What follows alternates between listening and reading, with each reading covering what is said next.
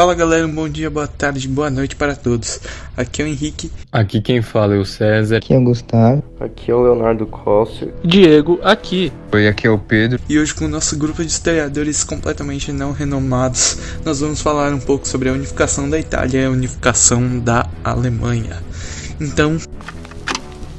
Senta que lá vem a história. Contexto.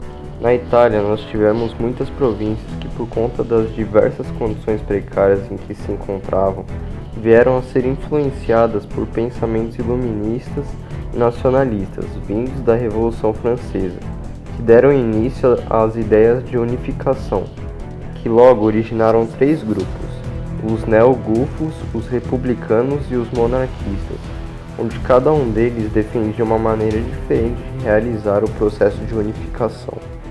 Assim, iniciou-se a Primeira Guerra de Independência da Itália, que resultou em um tratado de paz que foi assinado em 9 de agosto de 1849 em Sardenha, que foi forçado a pagar uma indenização de 65 milhões de francos para a Áustria.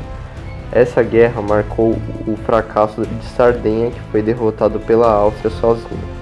Com isso, houve a coroação de Vítor Emanuel II como o rei de Sardenha-Piemonte e a nomeação de Camilo Benso como primeiro-ministro do reino, que viria a liderar a unificação.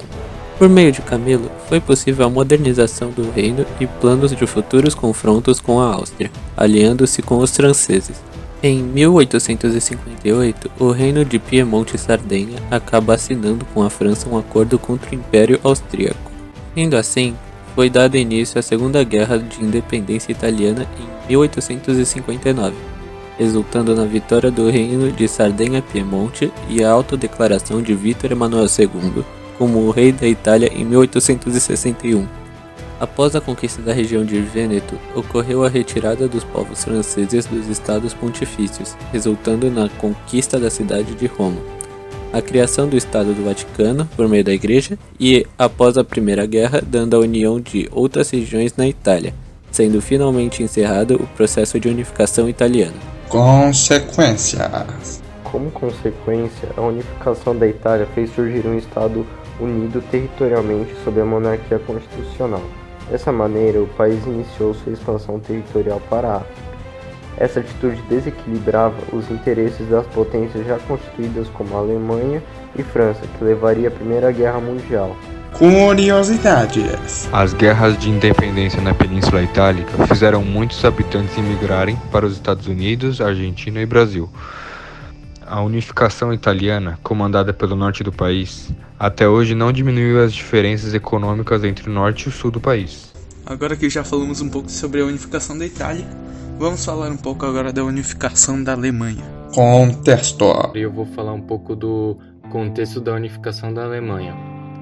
Bom, a unificação da Alemanha ela vem de diversos povos germânicos durante a Era dos Impérios, sendo divididos entre reinos e ducados, que por meio de ideais, etnias e culturas próximas formaram uma nação. Por conta da influência da primavera dos povos que se passava na Europa, esses ducados e reinos acabaram sendo influenciados por ideais nacionalistas e acabaram querendo se envolver. Esses reinados eram dominados por duas potências, a Prússia e o Império Austro-Húngaro. De um lado, a Prússia, que visava a unificação de reinos para o fortalecimento de todos, e do outro a Áustria, que era contra o processo de unificação. Com a Áustria no caminho da união entre os reinos, foi proposto um pacto chamado de Zollverein entre esses reinados e ducados, com a proposta de livre comércio entre os reinos germânicos, excluindo a Áustria. Em 1861, o rei Guilherme I é coroado rei da Prússia e nomeia Otto von Bismarck como primeiro-ministro. E isso dá início ao processo de guerras pela unificação do território. Começando por 1864, com a Guerra dos Ducados, uma união prévia entre Prússia e Áustria para conquistar um território que seria da Dinamarca, resultando na conquista de duas regiões. Logo após temos a Guerra Austro-Prussiana entre Áustria e Prússia, em 1866, resultando na vitória da Prússia, que conseguiu tomar diversos reinos do Império Austro-Húngaro. Na Terceira Guerra, denominada Franco-Prussiana, entre o Império Francês e o Reino da Prússia, tivemos a disputa do trono espanhol, resultando na vitória da Prússia devido a um grande avanço militar. assim anexando territórios franceses e na coroação de Guilherme I como o primeiro imperador da Alemanha unificada. Consequências. Agora vou falar um pouco sobre as consequências sobre a unificação da Alemanha. Como consequência, tivemos a origem do Império Alemão, rompimento do equilíbrio europeu vigente desde o Tratado de Versalhes, uma rivalidade contra a França e a Inglaterra que resultariam na Primeira Guerra Mundial e o surgimento da Tríplice Aliança, formado pela Alemanha, Áustria e Itália. Curiosidades. Napoleão III enviou uma carta para Guilherme I para explicar o motivo dele querer dominar a Espanha. O objetivo disso, além de explicar, era tentar resolver o problema. Porém, Otto von Bismarck consegue interceptar esse telegrama do seu próprio rei, substituindo todas as justificativas por ofensas. Sendo assim, Guilherme I declara guerra à França. A unificação alemã também foi responsável pela alteração da balança de poder na Europa no final do século XIX.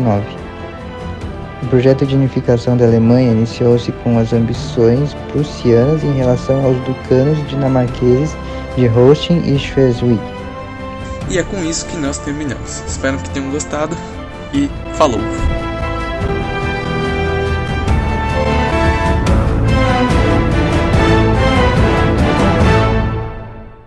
Este podcast foi editado por Henrique Ciola, roteirizado por Henrique Honda. Grupo de pesquisa feito por César de Almeida, Diego Cavallini, Gustavo Favaro, Leonardo Cóssio e Pedro Santos.